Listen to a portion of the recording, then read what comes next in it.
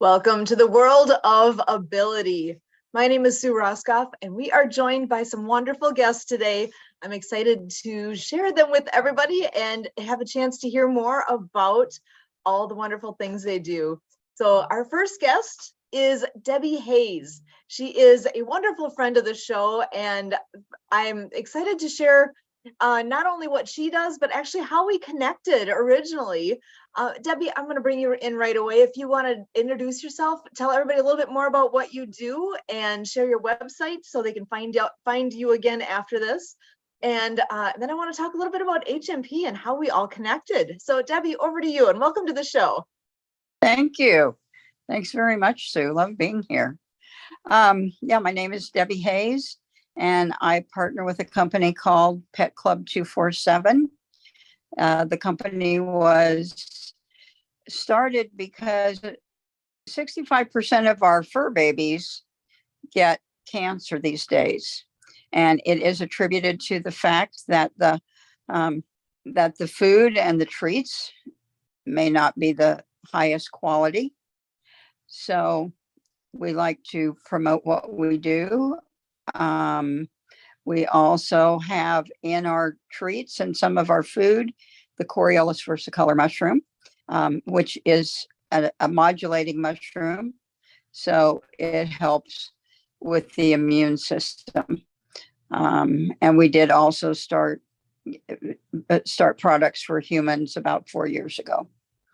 So, and HNP, oh, wow. So HNP, I started with another company, and I met actually another Kurt Weeks, who was promoting Pet Club 24/7. And he convinced me that buying the least expensive dog food and dog treats for my dog was not a great benefit to the dog. And I switched over to the products and then began marketing them. I do co-host Arizona HNP at 10 a.m. on Wednesdays. I'm sorry, 10 a.m. Pacific time on Wednesdays. Love to have everybody join us. Hi, Rudy. So just one thing about our products. When I started, like I said, we promote and we have a lot of success stories of pets that have been ill or people that have been ill and that our products have helped. But with me, like I said, it was just more doing the right thing for my precious fur baby. But at the end of the first month, I realized things that I hadn't really thought of as being, I don't know, what do you want to say, illness? He wasn't scratching anymore, and he scratched a lot. And it was almost a month before my brother's my roommate. And I'm like, Bill, is he not scratching? And he goes, yeah, I think you're right. And then after that, we started making note, of course. The little tracks out of the eyes, that drip down there, he stopped having those. The big plus for me was that he stopped getting me up at 2:30 or 3:30 in the morning. And I hadn't been smart enough to realize that this other food just wasn't filling him up, even though I was basically giving him as much as he wanted. So there were other things as well, but those things just happened just because of these great products. And like I said, I wasn't even thinking of them as being a real problem until they actually cleared up. So back to you, Sue. Excellent. I love that. Yeah. And I know you said hi, Rudy. I got to bring Rudy in right away. You mentioned HMP, Happy Neighborhood Project. Another wonderful friend that we've met through HMP is Rudy. So if you want to come on in and share a little bit of who you are, what you do, kind of like we do in the HMP world, we're so glad you're here. So over to you, Rudy. Oh, actually, I can't hear you. I don't think you're muted, Help. But there we go. I'm so used to. It's been a busy week, just the way I love it. Very productive as always. I have half an hour, but I had to stop in and say hello. So I'm Rudy Gargioni, and what I do is I teach people how money works. All of the things that we should have been taught in school, but they never actually taught us. Although I did learn how to write a check. That has served me so well. I've written so many. I've written about 8. So what I aim to do, it's become my crusade, is I want people to be able to talk about money and to go through their financial journey from a place of empowerment, not a place of fear, not a place of unknowing, but I want people to actually have a really good feeling and peace of mind around finances. And I tell people I don't want finance to be the other F word we don't say. I want it to be something we could talk about around the dinner table. Because, I mean, hey, at the end of the day, if we don't talk about things, do they get better? Generally not. So I aim to give the people the education that they probably never got in school. I'm going to be the person in their corner, helping them with their whole financial journey. I'll be in their lives forever. Because that is at the core of what I do. I educate people on those basic principles that, unfortunately, a lot of people weren't taught. I find that's multi-generational too, which is honestly a little bit surprising. I figured education was a bit better back in the good old days, but apparently it wasn't. So that was a surprise to me. So really, that's where I come from in a nutshell. I give people education. I give them clarity on their financial picture. I give them peace of mind, which to me, it's the best feeling in the world because I know that I haven't just helped that person in that moment. I've helped them throughout years and decades, knowing that they're going to be okay. And honestly, I go to bed at night smiling. Just knowing what I've done for others is just, especially with something so important as finance. Like, I work very close with my wonderful friend and mentor. Her name's Dominique, and she is one of the most incredible people I've ever met. And we're effectively changing the discussion around money and giving people a new sense of empowerment and understanding and peace of mind. So at the end of the day, people can prosper, and generational wealth might one day become a common thing. What I'm hoping for. So that's what I do. Also, avid car enthusiast. Everybody knows this by now. Proud cat dad of 4. So Debbie, I really appreciate what you do, helping pets be healthier. Because yeah, cat dad of 4. I can totally get behind that. I'm shocked they're not running across my desk right now. I think I jinxed myself. Love what you do, Debbie. I think it's really beautiful. And of course, Kurt and Sue, what you guys are doing with World of Abilities is absolutely awesome. And as a neurodivergent myself, I could totally get behind that. And I think it's very valuable. And I think it really helps that we can have a little bit of a spotlight and, a little bit of empowerment around ourselves. Like, hey, no label's going to define us. We're going to do the thing. And we're going to live to our full potential. So I love what we all do. It's wonderful. So yeah, that's what I do in a nutshell. Awesome. Thank you, Rudy. So glad to have you here. When we talk about World of Ability, we all have our own different abilities. Mine are different than everybody else's. Yours are different than everybody else's. We all have our strengths and abilities that we're able to allow to shine through us. And that's what it's all about. Actually, Kurt, I see you're still not in the midst here. I'm going to bring you on in too and see what is on your mind here as well. So Kurt, join on in. Oh, and speaking of our wonderful fur babies, mine just came in the door here. Go ahead, Kurt. All right. So we refer to the Happy Neighborhood Project, which has our Happy Co-op. And the idea is to work cooperatively. We've got over 4,300 members. And our goal here is to grow the 4,300 plus members into over 10,000 co-op members and driving us to even a greater economy of scale. The idea is that Edwin, our Chief Happiness Officer, can go to companies and say, we have these thousands of people to introduce your company or give them more insight to your products and, to create some discounting because of economy of scale, and that the members can enjoy those happy deals. And so again, when we're culminated through HMP, we have the opportunity to collaborate, to find the intersection with our work. So we have Debbie here who has great products that can benefit ourselves and our animals and, really learn about, might say a remedy, but at least a product that, is available, for us to have and, to enjoy the benefits from, but maybe somebody's on a budget, here at the World of Ability and being in disability services, finances are an issue. And so we have Rudy here who helps us, I'm a satisfied client of Rudy's and, able to have additional planning, for my 60s and 70s and whatever, thinking a decade and decades ahead of today, so that I'm not sitting there as an older guy like, ooh, I wish I would have done more with Rudy. So I'm getting started now. So thank you, Rudy. So Very welcome. You're very welcome. yeah. So Sue, I'll take it back to you and Minnie. Yeah, I figure Minnie doesn't get on here very often. Gotta give her a chance, right? Oh, she heard her name. She's busy looking out the window here because her favorite thing is short, furry little critters with big fluffy tails that if I say the word, she's gonna kind of flip out on me here. So I'm not gonna say the word. It starts with an S though. That's her favorite critter in the whole wide world. But and I know Marianne is still on here as well. I just want to check in and see if Marianne wants to come on in and talk at all. She is in the middle of a hurricane at the moment, so I'm not sure if now is a good time for her, but she is connected with us. So Marianne, are you there? Hola. Yes, that's Mariana de Mexico.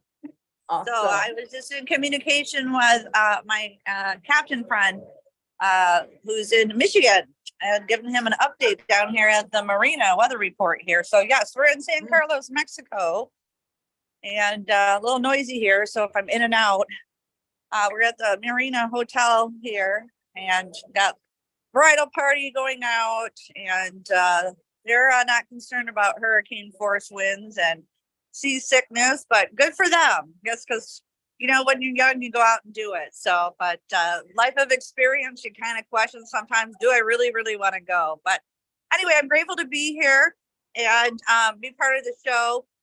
Just want to give you guys an update on World of Ability that Subaru Hawaii is sponsoring Donors Choose Hawaii teachers requesting products for their schools and their classes and their students.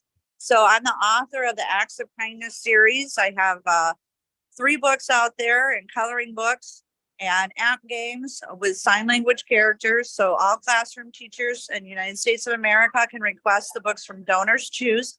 It's a back to school campaign for Subaru for the month of August. So I've been networking and sending flyers to the classroom teachers, following up with Facebook responses, trying to get the message out. It's like, hey, Marilyn Rogers requests these books a couple years ago, and she got funded in 2 weeks.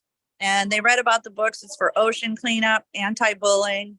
And I'm currently down here in Mexico working on a climate change book with my co-writer, Suzanne Sims, who's south of us in Guadalajara. And I'm really excited because we're going to be translating the books into 30 different languages with DeepL, which was introduced to us through Helpopedia, through Kurt Roskoff and Maury and Phil. So many amazing informational tidbits from being on these different shows and the help and love and support with everybody to make this project grow through the Happy Neighborhood Projects. And Leanne McLaughlin is bringing filters to Maui. He's donated 2 filters. So we're getting the word out with his organization, Clean Water Foundation. And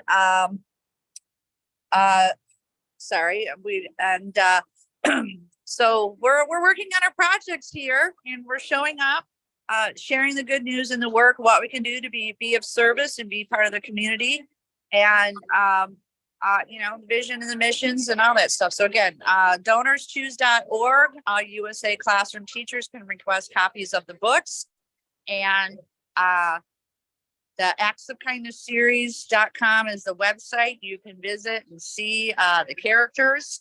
And we're working on the climate change book. But yeah, we are went through last night with thunderstorms, lightning, making sure we have electricity and food and supply, clean water.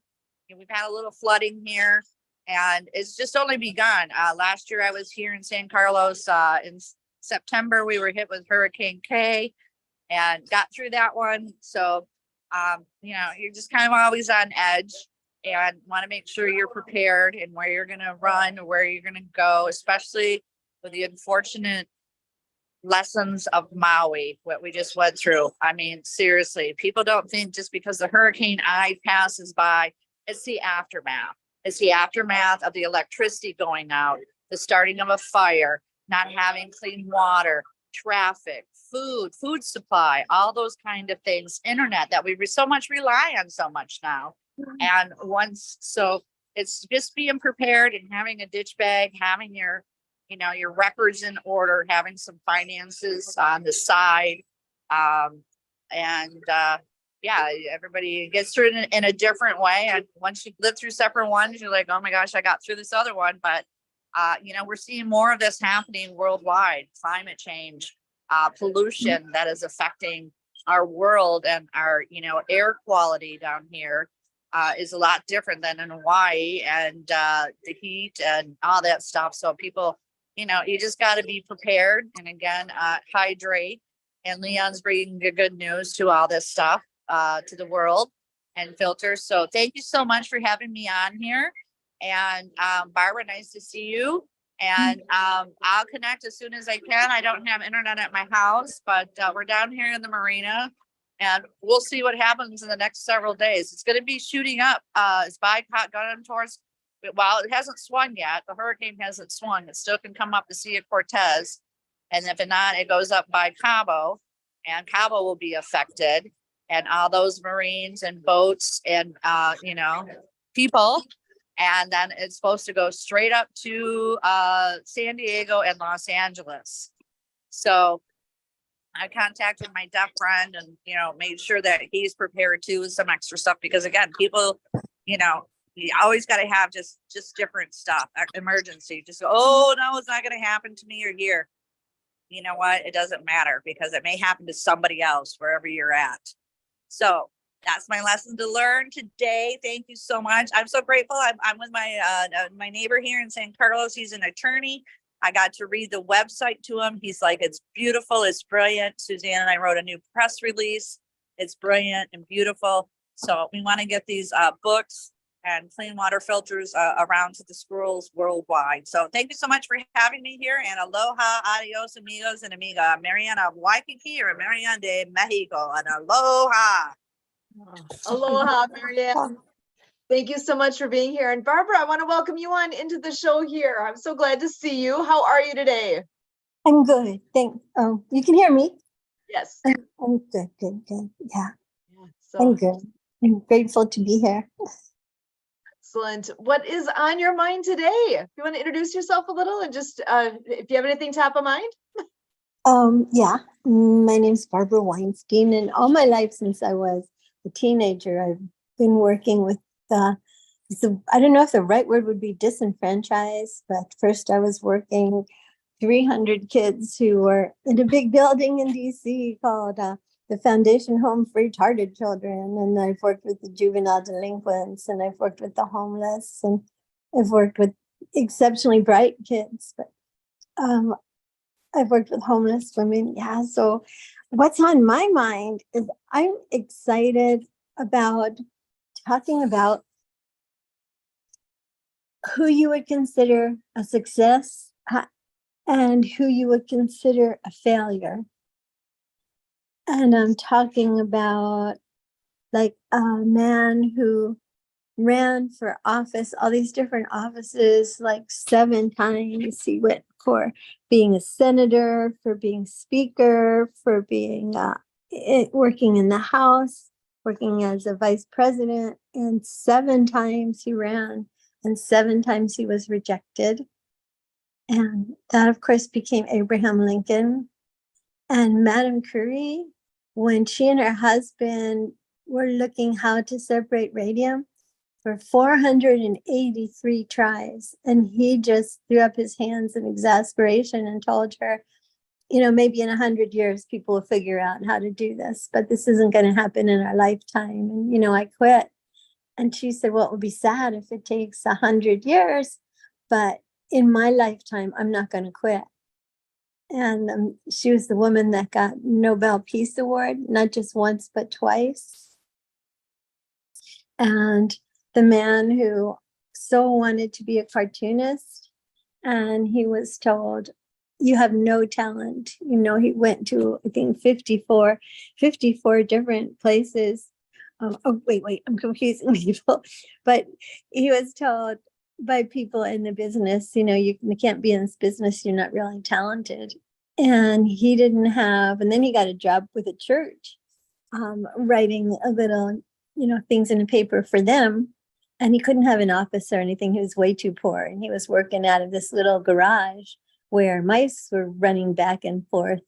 This is moldy garage. And of course, one of the mice became Mickey Mouse because that was Walt Disney.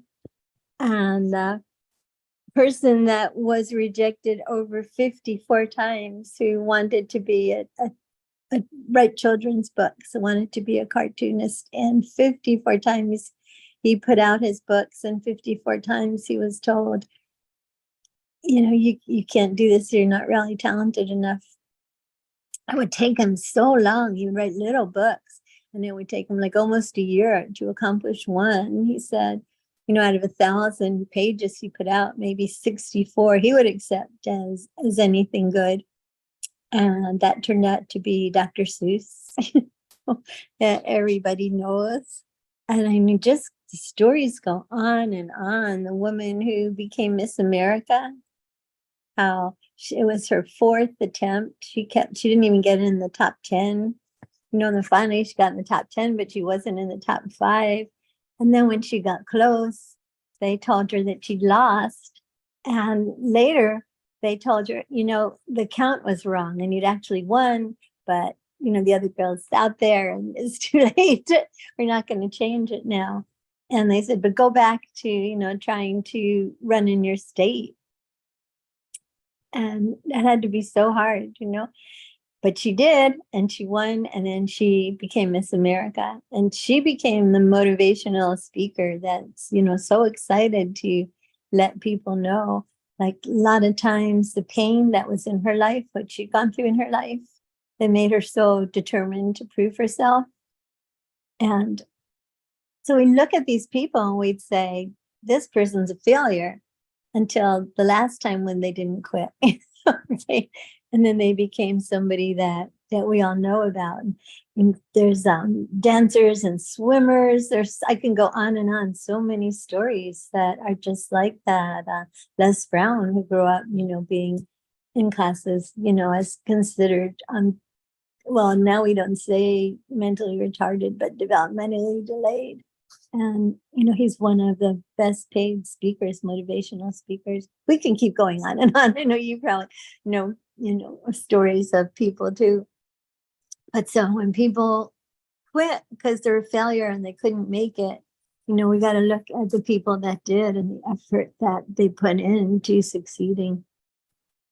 That's what's on my mind today. Love that. There's so many inspirational people out there, and you're right. It's like, how do you know if, okay, yeah, this hasn't worked all these times. The next time, maybe that's the time. Maybe that's the one. And do you have that perseverance? Do you have do you have it in yourself to try again? Try a little different. We all are surrounded by some wonderful people. I know, like we were talking with earlier in the show about how Happy Neighborhood Project has connected so many of us together, and I've met so many wonderful people with that group. You know what? Surround yourself by people that can inspire you and can help you, and they're everywhere. You just have to look. It makes such a difference to be able to have that support network with you, and remember that, yeah, you can do it. You have world of ability. We all have different abilities, right? Find what your passion is and go for it. Don't let people stand in your way. Just go. Go do something. In my own story, I didn't think I was ever really going to be able to walk again unassisted. And then this morning, I'm walking on the beach and telling my friend, did you ever think that I was going to be, and I'm not 100% yet, but I would be walking again? And she didn't answer me. And I was like, yeah, I didn't either, but this is happening, and we jump in the ocean before the sun comes up. We're seeing the sunrise, and we're singing like, we are the women who come to swim. We are the women of, and then it'll be one's turn and the other turn, like peace, love, hope, and just feeling so lucky and realizing, we have some great things in our lives that we'd love to be able to share with other people. And yeah, learning how to do that, how to focus in, how to get the work done, to share the best of ourselves with other people. Excellent. Well, Debbie, I'm going to bring you back in here too. I know you had a comment that you may be having to go soon, but so I want to make sure to have a chance for you to to say what's ever on your mind at this point too, with what you're all hearing, or what's on your mind. It's yeah, I love getting everybody's perspective about different things. One thing that came to mind and experience for me, and I had mentioned, I think before, that that when the Disabilities Act was first passed, here I am dating myself, that I was in college and I got a what did they call it? It wasn't a grant. Anyway, I got some money from the government to take special ed courses. And so I ended up working one summer within a facility in Kansas. And it was just like, it was like barracks. In fact, it might at one time have been military barracks during World War II or something. And this is where they had the mentally retarded that they, at that time, classified moderate or, you know, below that. And I think now about how that their life for those people is so different because of group homes. They are out with jobs. I mean, at that time, I think everybody considered it viable. People talk about the world of ability. I really appreciate it from that perspective. And knowing that, you know, I feel bad for the people that I worked with there, because if it would have been a different time, then they would have had other possibilities, you know. But I'm so thankful that what do I want to say? That the general feeling now is that they can flourish to the best of their ability in the population. So that's my words of wisdom for the day. Thank you, Sue. Back to you. Thank you so much, Debbie. Times sure have changed, haven't they? When you think about that, it literally took an act of Congress to make changes and to have the ADA exist, the Americans with Disabilities Act, that accommodations are there, whether it's a ramp or, you know, whatever that might be for each person, that it literally took an act of Congress to wake up the nation to say, hey, this is important. We can't just, you know, brush aside that half or not half, but 25% of our population that identifies with some type of disability. You can't just blow them off.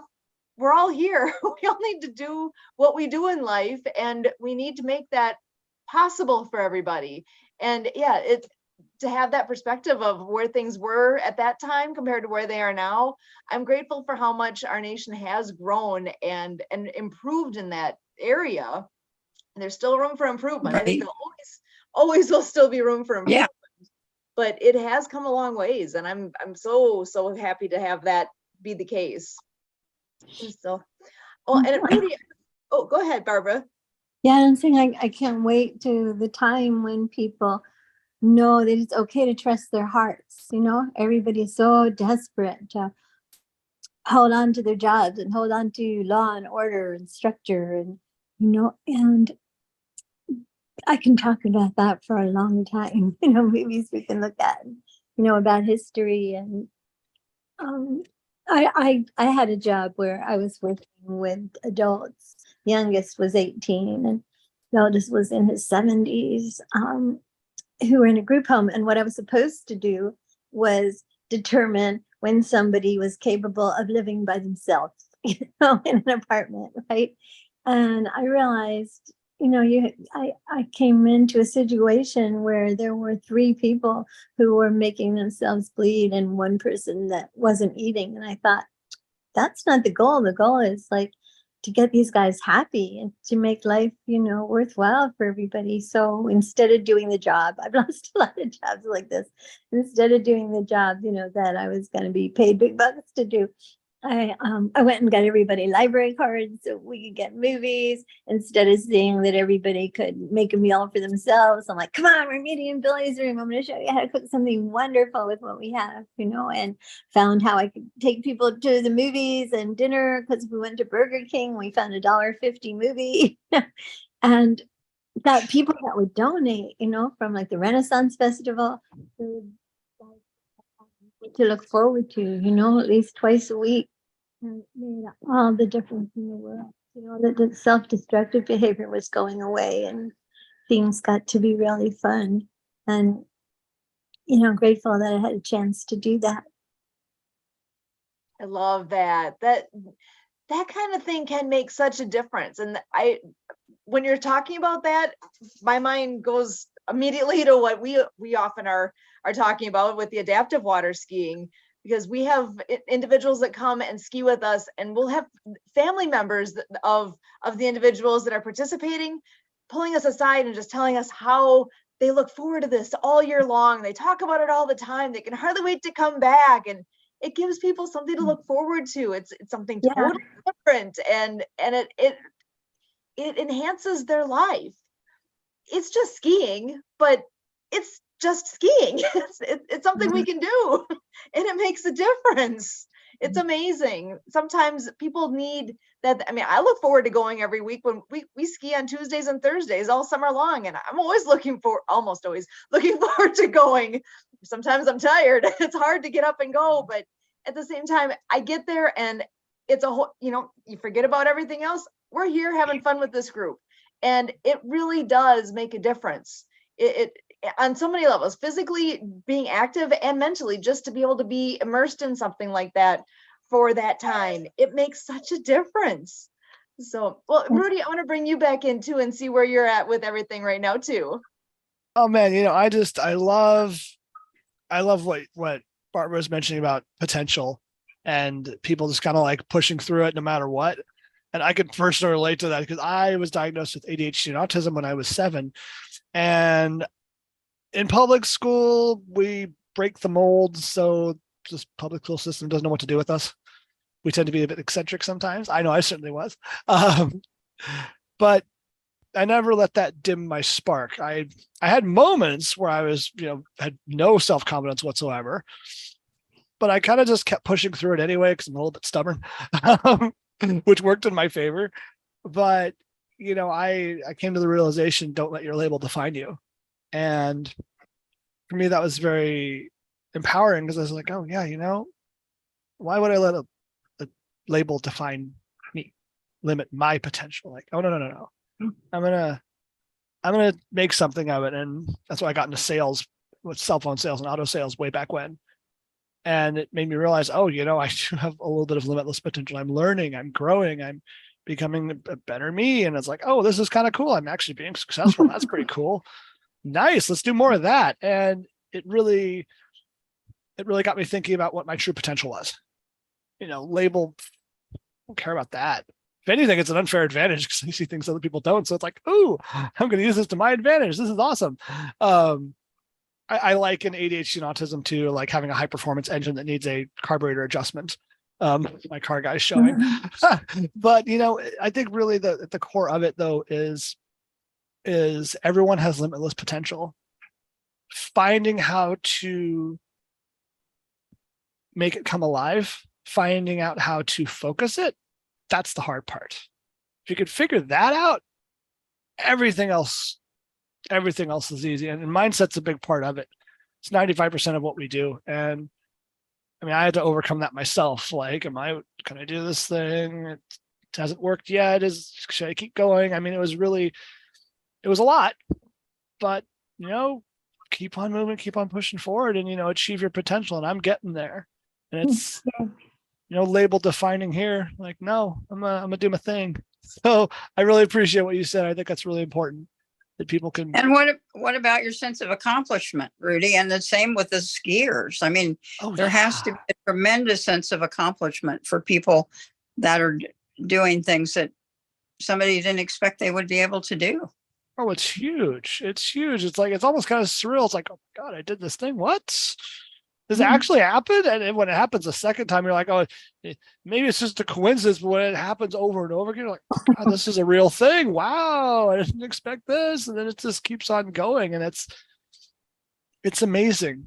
It really is. Really is amazing. And I 100% agree with this whole idea of labels. And it's like, whose label is it? Did you put that label on yourself? Did somebody else make that label? you don't need a label. Right, You just need to do right. life. Just do you. Exactly. Guys, I have to go. This was an absolute pleasure. Amazing podcast. I gotta as share one always. thing. There's this folk singer, and he wrote a song called "Labels Are for Jars, Not for People." I like that. Oh, that's That is a fantastic. good one. It's Very true. good, Barbara. Label your canning jars with your preserves. Don't label yourself. I love that. Guys, this is a pleasure. Thank you so much, Rudy. We'll see you Okay, again soon. guys. Definitely. Bye. Bye. Right. Bye. Bye-bye. Labels are for jars. That, oh my gosh, that one's gonna stick with me. I like it. What if you're a jarhead? Oh no. Oh, dear. Something that I look forward to in coming here is the relationship between this husband and wife here, between you two. I think, oh, they're lucky to have each other, and that makes me really happy. So That is awesome. That is very sweet. Yeah, I'm lucky to have this guy. Yeah. Well, he's lucky to have you too. So Yeah, I heard him this morning commenting to somebody that he was talking to about, see that picture that's over his shoulder? He made some kind of a comment that I'm always looking over his shoulder every day. I think that's hilarious. Like, yeah, there you go. Yeah, you never know where life is going to take you. When I was a kid, I always wanted to water ski, but I never really had much chance to do that. It wasn't where I was.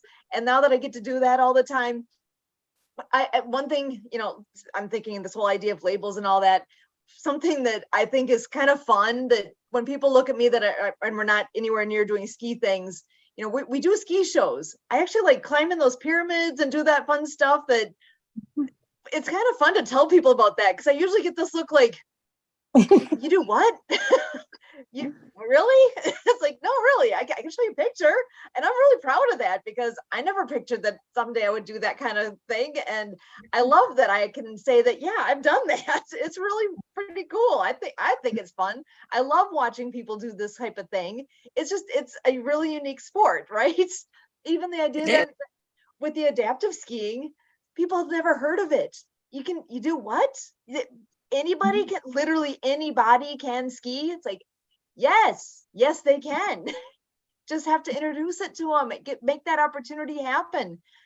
At the last event we did, I remember this wonderful young man that got into the sit ski on the dock, and what we do, he, with his mobility, we had him sit in the ski still up on the dock, and then we lower him sitting in the ski into the water.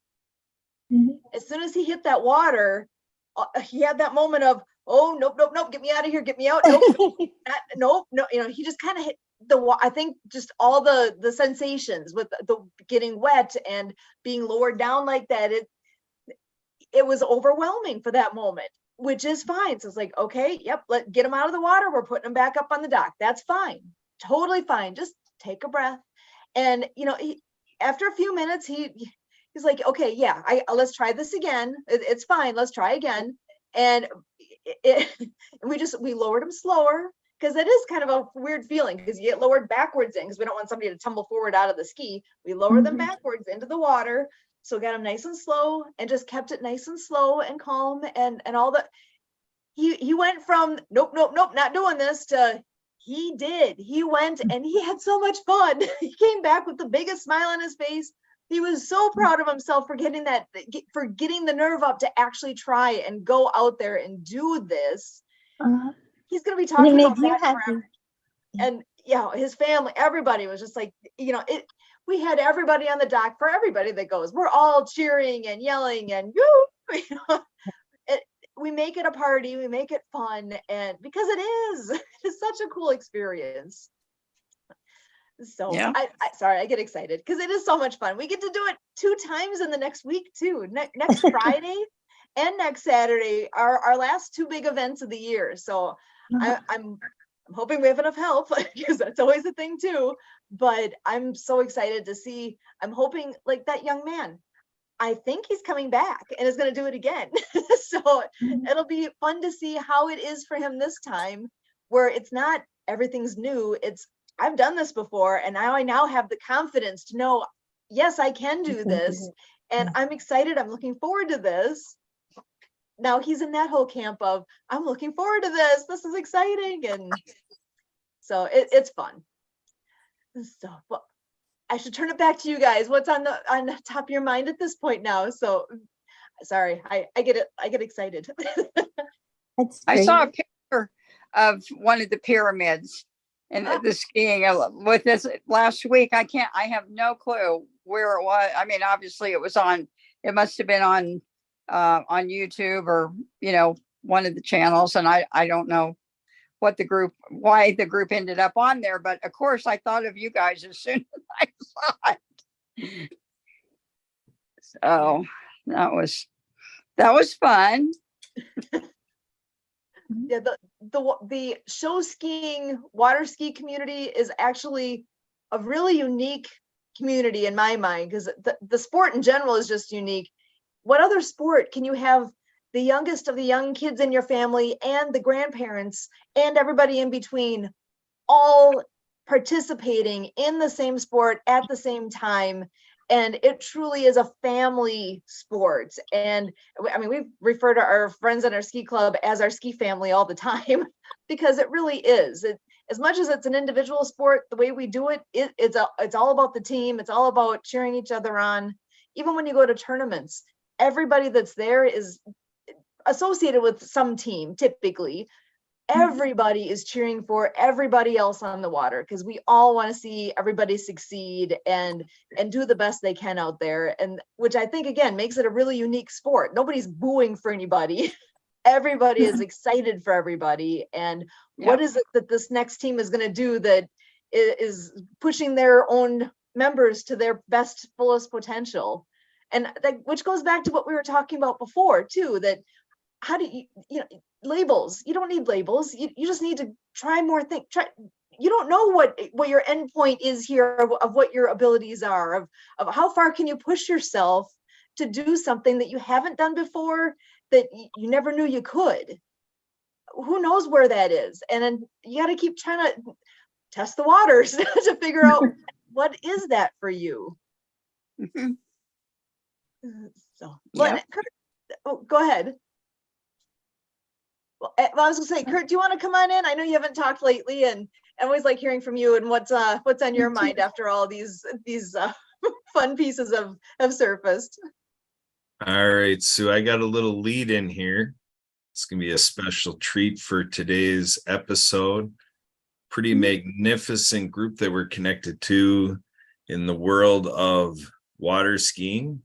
And so I'm gonna bring it up in here in video fashion. And so this is going to be a few minutes of video up here, and you are just going to be like, did I really just see that? So here we go. Here it comes. Oh, hold on a second.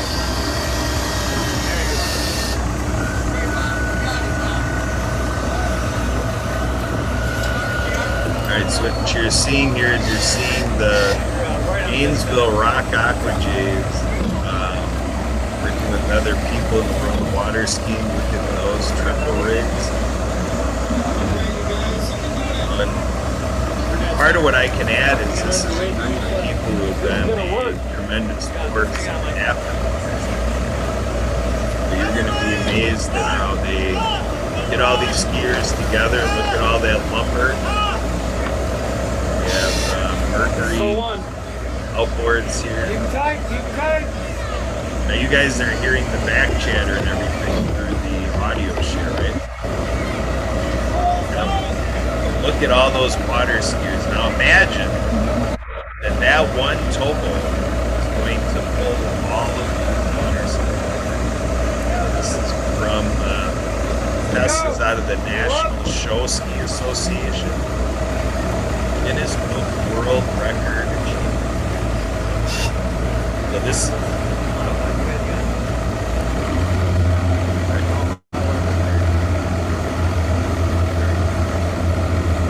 Look at this. The coordination.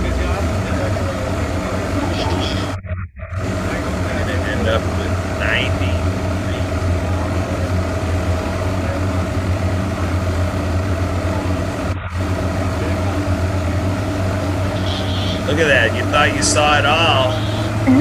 See more in the periphery, more people coming into the action.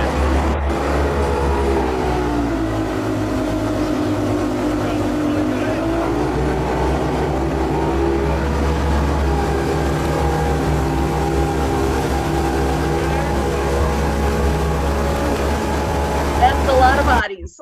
Wow.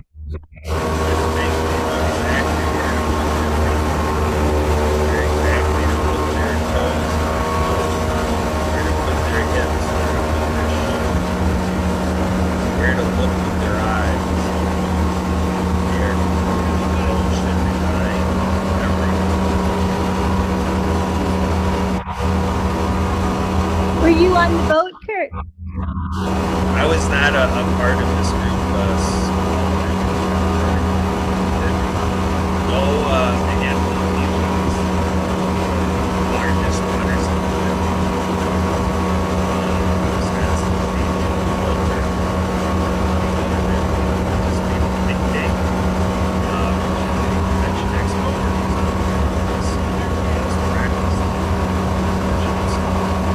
Look at that. Isn't that immense? Like you got pyramid wall like you never thought possible. And then this part of it is port or official.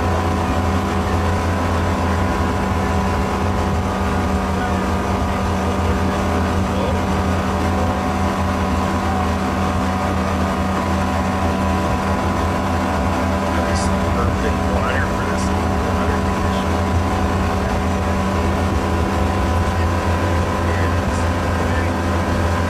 Now, people did not see the beginning where they showed the road.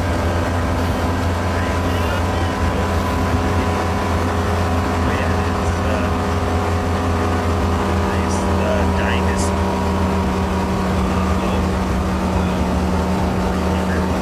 Rated 900 horsepower. Sample performance of those motors.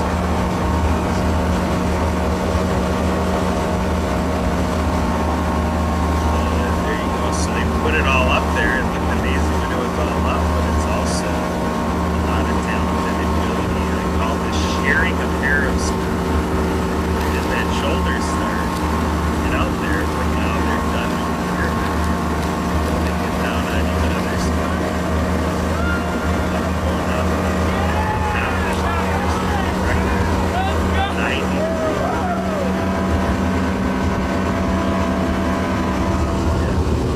Not everybody knows. It's that time to that's- improve your writing game with Grammarly. Go. and not everybody knows that that's even a thing. So you're able to see it here today. So, so through this group as well, we were able to, well, in terms of the Guinness World Records, there's actually in another show we'll share. I think we've done it within the last year. I think we did a sharing of the Guinness World Record of adaptive water skiing. So in a future episode, we'll bring that in again to see that. That's an amazing experience.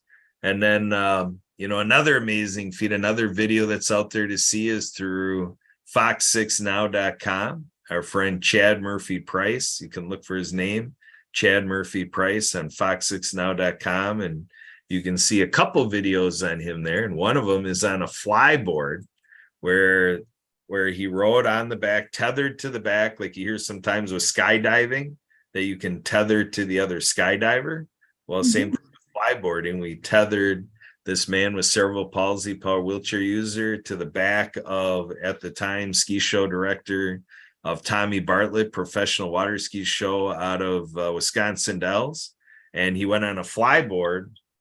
So then these two guys are going up on a flyboard, and this is Chad's experience. Now, again, he's got paralysis, quadriplegic, with cerebral palsy, power wheelchair user, and he's able to go 15 feet in the air, tethered to this professional water skier, show skier, Jeremy. And it was a nice, mostly sunny day, but there were clouds up there, like Simpson clouds. Like if you watch the show The Simpsons, that's kind of what it reminded me of, those Simpson clouds up there.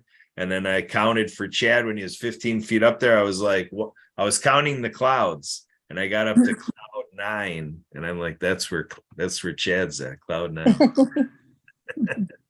So, all right, Sue, back to you. We got a handful of minutes yet. What are we gonna do to give a little zing bang boom to our finish? Well, this has been an amazing, gosh, what's the word I'm looking for? Variety in our show today, which has been spectacular. I love where it's all gone, and the amazing people we've had on here today. I want to circle back around, and Debbie, if you can remind everybody again about your website and just a snippet again of what it is that you do, because it is so important. I want to make sure that is fresh in everybody's mind before we close up. Okay, thank you. The website, https://deb.petclub247.com. And that will give you a couple of little short videos about working about pets. And there's a one that you can go to also on YouTube called the 13 worst pet foods. It's not produced by Pet Club, but make sure you watch until the end, because number 1 will astound you.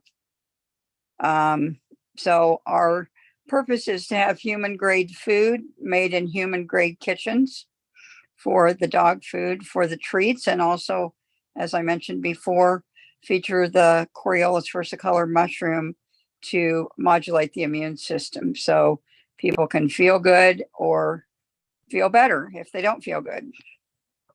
Excellent. And People I like jotted that pets. down because we have a pet. You saw Minnie earlier, so I will definitely be looking that up, because we try to be careful with what we choose for her to eat and all those things, but we only know what we have been exposed to so far. So I will definitely be looking up that YouTube video to make sure we're doing all the best things that we can for her too, because she can't choose for herself exactly. She's getting what we provide her, and that's a big responsibility that I don't think people always think about. They just go get whatever is available off the shelf there, grab the cheap stuff. Right.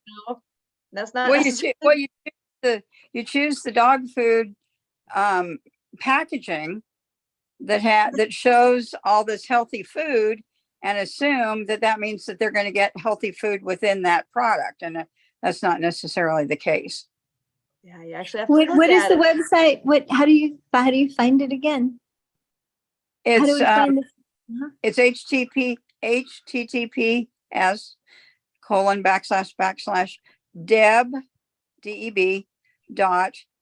petclub247.com.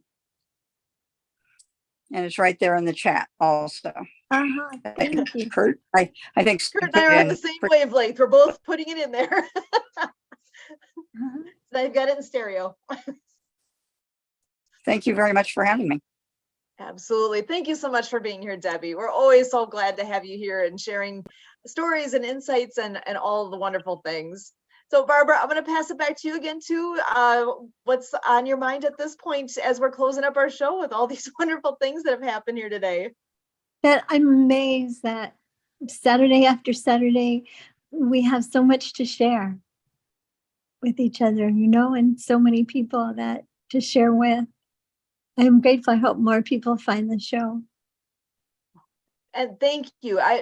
You have no idea how much we appreciate your you coming back and sharing you have so many bits of wisdom that you share along the way that is so wonderful, and we're very blessed to have you joining us, and we hope you keep coming on back, because you mean a lot to us here. Oh, thank you. And vice versa. Awesome. I found out I've been saying it wrong all the time. It's not vice versa. It's vice versa. The A isn't there. I'm teaching myself on my phone. We all keep learning things. I love it. And what you had said earlier, labels belong on jars, not on people. I'm going to be using that. Yes. That's great, Barbara. Thank you for that. Oh, you're welcome. So Kurt, I'm going to throw it back to you too for your final thoughts for today. All right. So again, our objective here, folks, is to see what we can do to give rise to disability allies. We spend a lot of time talking about the 2 billion people around the world that I tout to be the masters of ability, and all of the great stories out of the community of people with intellectual and developmental disabilities, the deaf community, the blind community, people with physical disabilities, and on from there, encompassing the whole wide array of demographics that are the composite for the disability community worldwide. The 1 in 4 people around the world that this is attending to and asking, how can the world be more favorable to you? And how are we going to get it done? We're going to get it done because people that don't have a disability, that don't have a family member with a disability, that aren't as much yet involved with disability service organizations, that we all get involved, that we treat this as an all hands on deck initiative. So we feel that we're going to be, creating that cognition, that contemplation, that introspection.